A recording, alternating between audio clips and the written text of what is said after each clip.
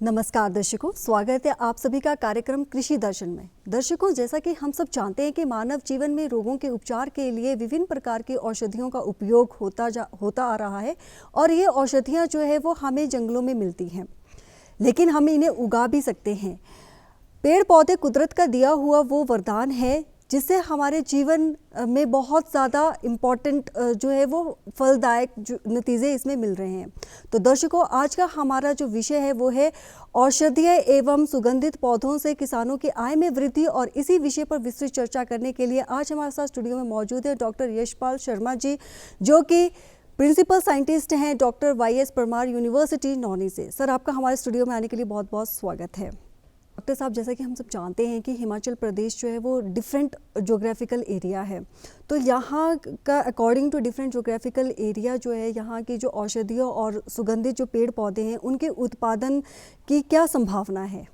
देखिए, जहाँ तक औषधीय एवं सुगंधित पौधों के उत्पादन की संभावना की बात करें, राष्ट्रीय और अंतर्राष्ट्रीय स्तर पर पिछले कुछ टाइम से जड़ी बूटियों की मांग लगातार बढ़ती जा रही है। हर एक आदमी की पहली पसंद है कि हर्बल प्रोडक्ट, तो इन अलग अलग तरह के हर्बल प्रोडक्ट जो है, जड़ी बूटियों पर आधारित जो उत्पाद है, उनकी डिमांड बढ़ने के कारण इनकी रॉ मटेरियल की डिमांड भी लगातार बढ़ती जा रही है और जंगलों से दोहन बहुत कम होता जा रहा है। तो इसके लिए चाहिए कि हमारे जो किसान भाई हैं हिमाचल प्रदेश के, वो अलग अलग जड़ी बूटियाँ, क्योंकि यहाँ पे भौगोलिक क्षेत्र जो हिमाचल की बात करें, जैसे आपने बताया कि अलग अलग क्षेत्र है। निचले हमारे गर्म इलाका है, बीच में मध्यवर्ती क्षेत्र आ गया, उससे ऊपर वाले क्षेत्र बर्फ़ वाले क्षेत्र है, शीत मरुस्थल वाला क्षेत्र है। तो यहाँ अलग अलग जलवायु क्षेत्र होने के कारण हम अलग अलग तरह की भिन्न तरह की जड़ी बूटियों को उगा सकते हैं।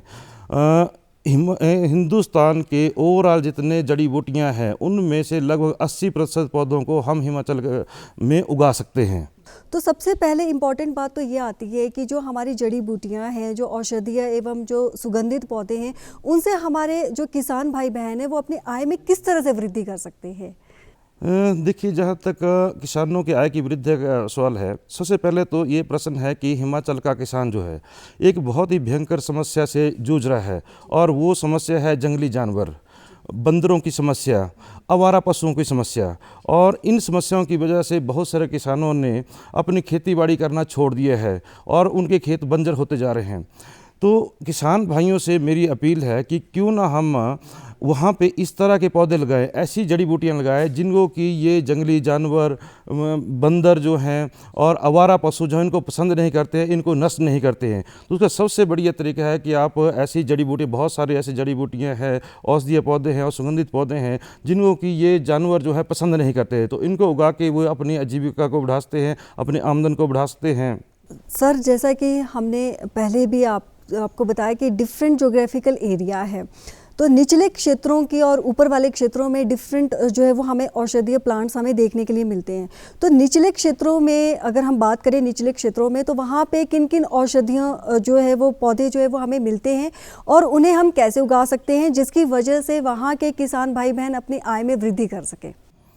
जहाँ तक हम निचले क्षेत्र की बात करें, जैसे कि हमारा ऊना वाला क्षेत्र आ गया, कांगड़ा के निचले क्षेत्र आ गए, बिलासपुर क्षेत्र आ गया, हमीरपुर क्षेत्र आ गया, वहाँ पे हमारा गर्म जलवायु वाले पौधे जो हैं, जिसमें भी कि मुख्यतः सर्पगंधा आ गया, अश्वगंधा है, तुलसी है, और इसके अलावा लेमन ग्रास हम उगा सकते हैं, पुदीना उगा सकते हैं। और इनमें सबसे महत्वपूर्ण जो पौधा एक है वो कलिहारी है, जिसका कि उत्पादन हम करके हम इन किसान भाई अपनी आय में वृद्धि कर सकते हैं। इसमें दो तरह के पौधे आते हैं, औषधीय पौधों का भी उत्पादन कर सकता है और सुगंधित पौधों का भी वो उत्पादन कर सकता है। लेकिन सबसे अगर रैंकिंग की बात करें तो सबसे टॉप पे जो आय वृद्धि के लिए है वो मैं कहूँगा कलिहारी का उत्पादन सबसे उपयुक्त रहेगा निचले क्षेत्रों के लिए। जी सर, अभी आपने जिक्र किया कलिहारी प्लांट का, तो कलिहारी प्लांट जो है वो कैसे उगाया जा सकता है और कैसे मतलब वहाँ हमें ये जो प्लांट है इसका जो बीज है वो हमें कहाँ से उपलब्ध होगा ताकि जो हमारे वहाँ के किसान भाई बहन हैं उसके उगा कर अपनी आय में वृद्धि कर सकें? देखिए, जहाँ तक कलिहारी की बात है, जिसको कि हम बोटेनिकल भाषा में ग्लोरियस पर्व भी बोलते हैं, इसको और दूसरे नाम से अग्निशिखा के नाम से भी जाना जाता है, ग्लोरी लिली भी बोलते हैं। ये एक अत्यंत ही सुंदर फूल वाला पौधा है। ये एक लता होती है, बेल के तौर पर पौधा होता है और तकरीबन निचले के क्षेत्रों में झाड़ियों के बीच, कांटेदार झाड़ियों के बीच अपने स्वतः ही ये मानसून सीजन, जब बरसात की पहली बौछार होती है उसके बाद ये उगना शुरू हो जाता है और जुलाई के मध्य के टाइम के बाद इसमें लाल रंग का फूल आता है और बहुत ही अट्रैक्टिव फूल आता है इसमें। तो इस पौधे का उत्पादन जो है किसान भी अगर लगाना चाहे तो इसका बीज के उत्पादन के लिए इसको उगा सकते हैं। इसका बीज बाज़ार में बिकता है और अलग अलग तरह की दवाइयों में इसका इस्तेमाल होता है। इसका बीज का इस्तेमाल ना केवल सिर्फ आयुर्वेदा में ही होता है, लेकिन दूसरा जो हमारा एलोपैथिक सिस्टम है उन दवाइयों में भी इसका इस्तेमाल होता है। तो किसान भाई इसका बीज का उत्पादन कर सकते हैं। रही दूसरी बात कि इसका किस तरह से इसको लगाएं और किस तरह से इसको उगा सकें, तो ये पौधा कंद के द्वारा लगाया जाता है। बहुवर्षीय फसल है, लेकिन ये 6 महीने 5 से 6 महीने के बीच में रहती है। उसके बाद फिर दोबारा ऊपर वाला तना इसका सूख जाता है और नीचे इसमें कंद रहता है और वो कंद फिर दोबारा अगले साल जैसे ही बरसात का मौसम शुरू होगा दोबारा से निकलता है और फूल आएंगे, फिर इसमें बीज लगेगा। तो इस तरह से ये क्रम चलता रहता है इस पौधे में। लेकिन ये है कि किसान भाइयों को, जैसे आपने बीज की बात की, अब कंद उसको कहाँ से उपलब्ध हो, तो कंद जो है इसमें या तो किसान भाई खरीद के कर सकता है, लेकिन उसकी उपलब्धता भी बहुत कम है। तो हमारी सलाह ये रहती है कि सबसे पहले कंद का उत्पादन करने के लिए वो बीज से इसके कंद का उत्पादन करें, और जो कि लगभग 2 साल का प्रोसेस है। शुरू में नर्सरी में उगाने, पहले साल जैसे बीज डालेगा नर्सरी में तो 2 से 3 ग्राम का कंद का उत्पादन होगा और दूसरे साल फिर जाके वो लगभग 12 से 15 ग्राम का कंद उसमें उत्पादन होगा और तीसरे साल से पौधा जब हमारा 20 से 25 ग्राम का कंद हमारा उत्पादन हो गया, उसमें फूल आना, पौधे में फूल आना शुरू होता है। और बीज का उत्पादन क्योंकि फूलों में होगा, तो एक सबसे मेन महत्वपूर्ण बात जो इस पौधे में है वो है इसमें हमारा बीज की वृद्धि कैसे की जाए। तो नॉर्मली अगर इसको छोड़ दिया जाए, ऐसे अपने कुदरत के ऊपर छोड़ दिया जाए, तो बीज का उत्पादन बहुत कम होता है। तो उसके लिए हम किसान भाइयों के लिए रिकमेंड करते हैं कि इसमें पॉलिनेशन करें, आर्टिफिशियल पॉलिनेशन करें, परागण की वृद्धि चाहिए। तो किसान भाई वहीं से पॉलन लेके, जिस टाइम इसका फूल हमारा बिल्कुल 3 पंखुड़ियों में 3 तरह के रंग होंगे। सबसे निचला से जो भाग है पंखुड़ी का वो हरे रंग का, बीच वाला पीले रंग का और ऊपरी वाला भाग जो है लाल रंग का आता है। तो उस टाइम पे वो उसमें परागण की क्रिया करे और इस तरह से पॉलिनेशन करके, परागण करके वो लगभग 2 से 3 गुना बीज की वृद्धि हो जाती है पौधे में। रही इसमें पैदावार की बात, तो एक प्रति हेक्टेयर की बात करें तो लगभग 400 से 500 किलो बीज इसमें से प्रति हेक्टेयर हम उत्पादन, किसान भाई इसका बीज का उत्पादन कर सकता है। और बाज़ार भाव की अगर बात करें, हम इकोनॉमिक्स की बात करें, तो इसका बीज का भाव जो है 2500 से 3000 रुपये प्रति किलो आराम से बिक जाता है। तो ये एक फसल हमारे किसानों के लिए, निचले वाले क्षेत्र के किसान है जहाँ पे कि दूसरे जंगली जानवरों की समस्या बहुत ज़्यादा है या बंदरों की समस्या है, वहाँ पे ये एक तरह की फसल है कि जिससे कि हमने आमदनी को हमने दुगुनी कर सकते हैं, 3 गुनी कर सकते हैं। सर, प्रोडक्शन के बाद जो हमारे किसान भाई बहन हैं वो मार्केट में कहाँ इस बीज को बेच सकते हैं ताकि उनकी इकॉनमी बढ़ सके? जहाँ तक कलिहारी की बात है बीज उत्पादन की और किस तरह से इसको मार्केट कर सके, तो इस बीज की लगातार डिमांड बढ़ती जा रही है। तो इस वर्ष भी, उससे पिछले वर्ष की भी बात करो तो बहुत सारी इंडस्ट्री है, फार्मास्यूटिकल इंडस्ट्री है जो कि इसकी डिमांड करती है। तो किसान भाई उन फार्मास्यूटिकल इंडस्ट्री से डायरेक्ट कॉन्टैक्ट कर सकता है। हमारा जो बद्दी बड़ोटी वाला क्षेत्र है वहाँ भी बहुत सारी फार्मास्यूटिकल इंडस्ट्री हैं जो कि इससे दवाइयाँ बनाती हैं, तो वहाँ पर वो अपनी मार्केटिंग जो इनको बीज को बेच सकता है। जी सर, अगर हम बात करें मध्य और जो हमारे उच्च पर्वतीय क्षेत्र हैं, वहाँ पे कौन कौन से औषधीय और सुगंधित पौधे जो है वो पाए जाते हैं और उनकी खेती जो है वो किसान भाई बहन कैसे कर सकते हैं? अगर हम बात करें मध्य और ऊंचे वायु वाले क्षेत्रों में, तो वहाँ बहुत सारे ऐसे पौधे हैं जिनकी हम खेती करके किसान भाई अपनी आमदनी को बढ़ाते हैं। तो उसमें सबसे पहले नंबर पे आता है बीच में कि चिरायता, जिसको कि हम 1400 मीटर से लेके 2500 मीटर का जो क्षेत्र है उसमें उगा सकते हैं। इसके अलावा तगर का उत्पादन कर सकता है, जंगली गेंदे से तेल का उत्पादन कर सकता है, इसके अलावा अतीस का उत्पादन कर सकता है। तो बहुत सारे पौधे हैं मध्य औषधीय क्षेत्र के लिए भी, जिनसे कि जिनको कि किसान भाई अपने खेतों में उगा के अपनी आमदनी को बढ़ाता है। इसके अलावा हमारा जो मध्य और ऊंचाई वाला क्षेत्र है, यहाँ पर ज़्यादातर ज़मीनें जो हैं वो बगीचों के नीचे हैं। तो बगीचों के साथ में जो हमारी ज़मीन खाली बची है, वन से आगे जाके खेतों के साथ के जो खाली क्षेत्र हैं, वहाँ भी इन पौधों का उत्पादन करके अपनी आय को बढ़ा सकते हैं। जी डॉक्टर साहब, अभी आपने जिक्र किया गेंदे के फूल का, तो गेंदे के फूल से तेल का उत्पादन किस तरह से होता है? जंगली गेंदे की जहाँ तक बात है, तो जंगली गेंदे का उत्पादन जो है किसान भाई उगाने का मुख्य उद्देश्य उसका यही रहेगा कि उसमें से उसके सुगंधित तेल का उत्पादन करें। ये एक इस तरह जंगली गेंदा जो है इस तरह का पौधा है कि जो कि हमारे सड़कों के किनारे पे घासनियों में अमूमन अपने आप ही उगाता है। आजकल भी देखेंगे, आजकल ये इसके फूल जो सड़कों के किनारे आराम से दिख जाएंगे आपको। बहुत ही जंगली तरह का पौधा है। तो एक क्यों ना इस तरह के पौधे, जिसका बहुत ही महत्वपूर्ण पौधा आम किसान के लिए, जिसको अभी इसकी जानकारी नहीं है, उसके लिए ये व्यर्थ है। लेकिन मैं कहता हूँ कि इस पौधे से अपनी आमदनी बढ़ाना चाहे किसान, तो दूसरे फसलों के निस्बत वो दोगुनी आमदनी आराम से कर सकते हैं। तो रही बात इसके उगाने की, तो बीज के द्वारा ये पौधा उगाया जाता है। 6 महीने की ये फसल है। मानसून सीजन से पहले जिस टाइम हमारी मक्की की बिजाई की जाती है, तो उस टाइम इसकी बिजाई की जाती है।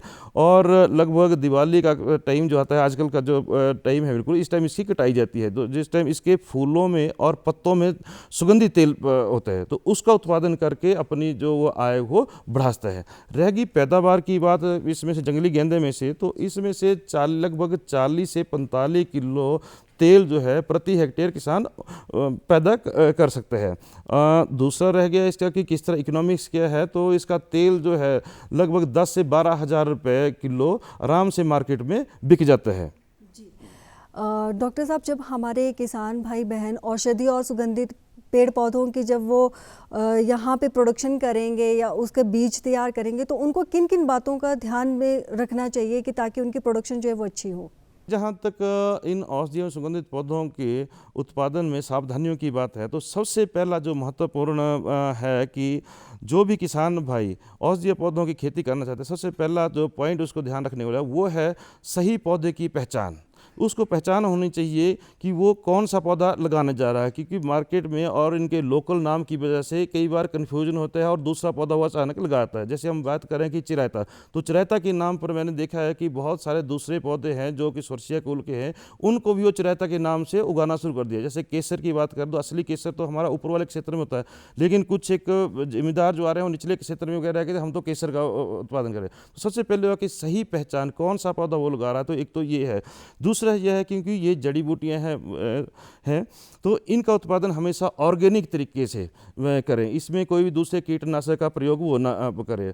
और कभी भी इन पौधों की खेती जहाँ करते हैं वहाँ भी कोई इंडस्ट्री अगर किसी किसान के नज़दीक है, तो उसका एफुलेंट वाला जो पानी, जो वेस्ट पानी है, उसका इस्तेमाल इन पौधों के ऊपर ना करें।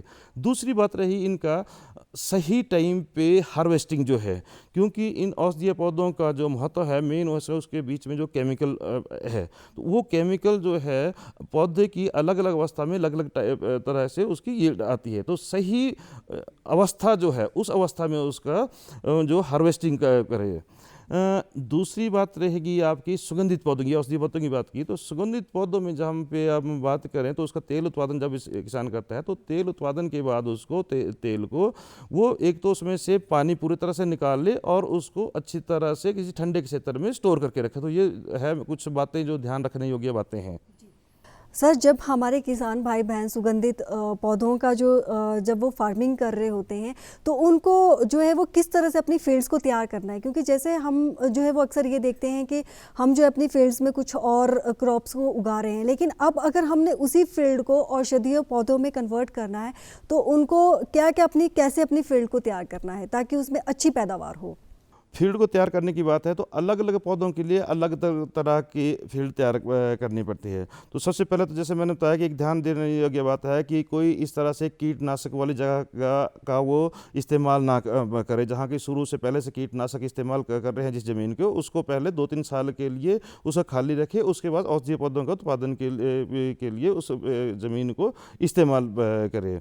दूसरा रह गया कि खेतों की तैयारी, तो अलग अलग पौधों के लिए अलग अलग तरह की तैयारी चाहिए इसमें। तो सबसे पहले यही है ध्यान देने योग्य बात कि कौन सा पौधा वो सिलेक्ट करे, कौन सा पौधा वो लगाना चाहते हैं, तो उस हिसाब से हमारे से वो डिटेल इसकी जानकारी लेता है कि किस तरह से हम उन पौधों को हम उगाएं।